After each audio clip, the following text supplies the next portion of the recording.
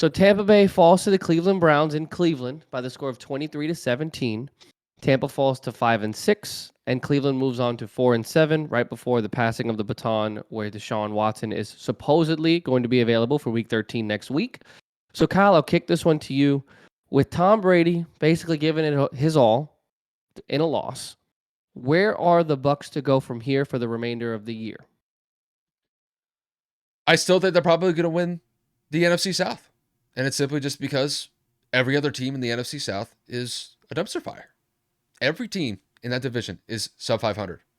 And somebody has to be in first place, and it happens to be the Bucs because they have a 5-6 record. So that's where just things stand right now. And the Bucs, when I look at them, they're not a strong team. Defensively, they faltered in the fourth quarter again. You could even look back to a couple weeks ago when they played against the Seattle Seahawks in Munich. The Bucs were dominating that game by and large, and then in the fourth quarter, that Bucs defense kind of faltered, and the Seahawks made it a game at the end. They at least got it to a one-possession game when it was all said and done. And in a similar situation, the Bucs are up 17-10 in the fourth quarter, and the Bucs allow a game-tying drive defensively to Jacoby Brissett and the Browns to tie it to go to overtime, and then the Bucs need a stop at the end of overtime, and they can't get it. Amari Cooper burns by Carlton Davis on like a 45-yard play. I think they end up getting the tackle like the 2-yard line, and then a couple plays later, Nick Chubb runs it in for a touchdown, and the Browns win in overtime. And I got to give credit to the Browns. The Browns, they were resilient. There was a large stretch in this game where they couldn't get anything moving, and the Bucs defense was absolutely stifling. But I will say, I got to give the Browns just that resilience factor here, because they scored in the first drive of the game, and they essentially scored touchdowns in the last drives of the game. So they were able to put touchdowns on the board when they needed it, and the Bucs couldn't. And when I look at the Bucs specifically here, since that's the main point of focus here, this is a total team loss as far as I'm concerned. And as far as I'm concerned, no one is spared from blame here. I'll start with Brady. Brady could have been better. I understand statistically he was fine. The Bucs offense left too many plays out there on the field. Couldn't convert on third down. Brady did miss some passes. The offensive line missed some key blocks. The offensive line had some penalties that really cost them. Just by and large, Brady, he's the leader of that offense. And there are times where I've given him some slack based on how the offensive line has looked this year. But I got to blame him a little bit, just because I thought that he could have played better despite how well he looked statistically. The offensive line, they had some key issues when it came to pass protection and just picking up stupid penalties, especially in overtime. There was a play in particular where Brady was able to convert on a third down conversion. Donovan Smith ends up getting hit with a illegal hands to the face penalty, puts him from a third and 4 that they actually converted on to a 3rd and 14. They couldn't convert it. The Browns get the ball back, and the Browns eventually get the game-winning touchdown. Like I kind of already mentioned with the defense, defensively, they looked great from essentially the second drive that the Browns had, basically until the end of the fourth quarter, because the Bucs were able to get consistent pressure all day. They sacked Jacoby Brissett 3-4 times in that game, and when they didn't sack him, they were at least getting pressure to force some errant passes. It's just when the Bucs needed to stop defensively, they just couldn't get it. And not only that, they allowed Nick Chubb to have a solid game on the ground. He had over 100 yards rushing and had the game-winning touchdown at the end of the day. And coaching-wise, I think they got too comfortable with relying on their defense to get them this win. I think they kind of took their foot off the pedal offensively. They played a very casual style of play offensively, mostly just running the ball and trying to use Brady to pass it on third down to convert it. And I think there should have been a little bit more risk-taking, especially from the offensive coaching staff. I think that the play calling could have been a little bit more, not risky per se, but it's like you need to put a little bit of spark. You need to put a little bit of spice into your play calling, and that just did not happen. So when I look at this game in totality, the Bucs should have won this one. The Bucs were comfortably up the entire game. Granted, this was a low-scoring affair, and this was mostly a defensive battle. But being up 17-10 in the fourth quarter, and the Bucs don't put up any points, they got to play better than that. And look, I think I may be giving the Bucs a little bit too much credit overall this season. They're not that good of a team. They're a sub 500 team. The offense has been struggling the entire year, and they've had to rely on their defense to get it done. And in the last couple of games, they haven't been able to do it. So we'll see where it goes from here.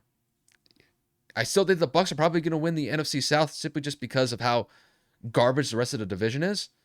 But there's a very good chance that the Bucs could get in with a 9-8 record, 10-7 at best, and hell, maybe even a sub 500 record to go into the playoffs. This is not a good look for Tampa. This is a game that they should have won, and I think for me, it's back to the drawing board with them.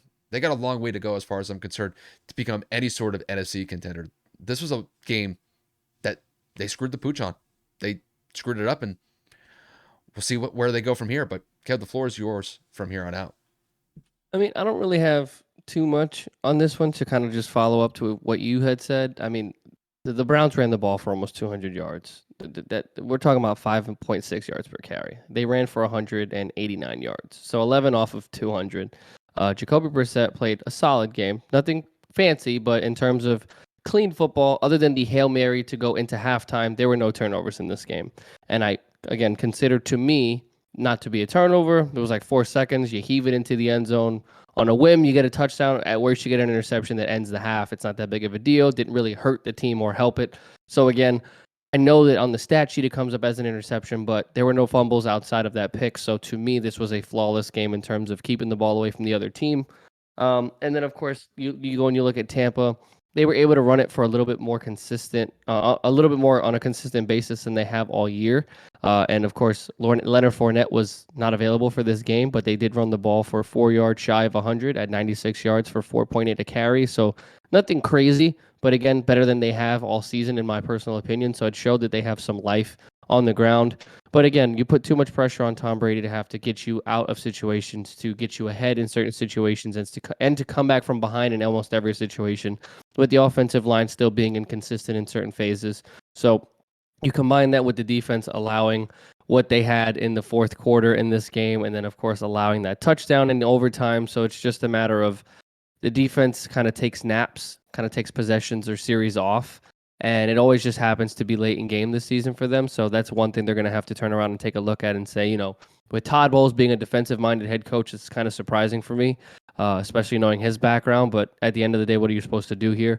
So the Bucs definitely have a lot to work on. But, I mean, to Kyle's point, this is probably going to be an under, if not – no, actually, there are not an even amount of games this year going forward. So this is probably going to be a sub 500 team going into the playoffs, like similar to when Seattle was 7-9 and won the NFC West about 10, 15 years ago, 10, 12 years ago, whenever that was, with the whole beast mode against the Saints thing. But for the sake of the segment, both teams aren't exactly anything flashy.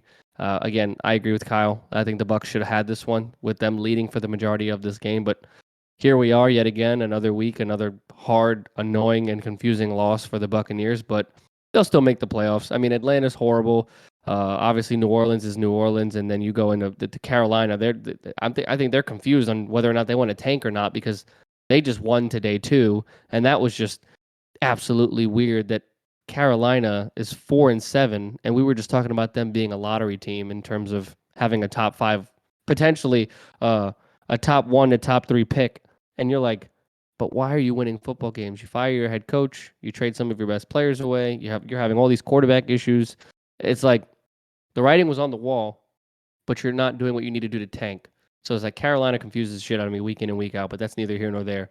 So yeah, Tom falls to sub 500 again, and we'll see what happens with the Browns for the rest of the season. In my personal opinion, I think that the year's chalked for them in terms of making the playoffs. I know that technically they're still in the hunt statistically, but they would need a lot of things to happen. A lot of teams would need to lose. They need to win out. But let's see what Deshaun can bring to the table next week, and and see if that's going to be a glimpse into what he can do for them moving forward in 2023.